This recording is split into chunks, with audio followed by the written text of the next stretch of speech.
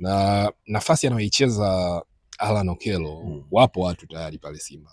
Yuko Neo Maema, yuko Morris Abraham, yuko Jean Shaleawa.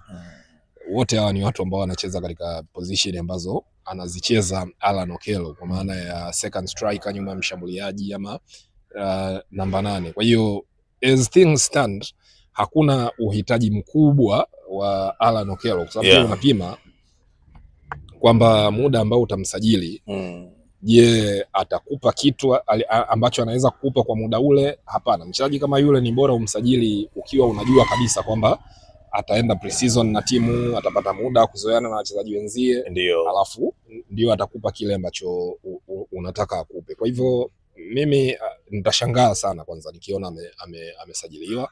Sio kwa sababu sio mchezaji mzuri, hapana. Nitashangaa kwa sababu Simba tayari ina watu katika ile nafasi ambao bado inahitaji kuona kitu kutoka kwao, and then ndio wafanye maamuzi kwamba bana fulani anafaa, fulani hafai. Unajua timu inavyojengwa, moja kati ya vitu ambavyo vinatokana na pressure ya mashabiki ambavyo vinaendelea kwenye hizi timu zetu ni hii yatoka ya wachezaji.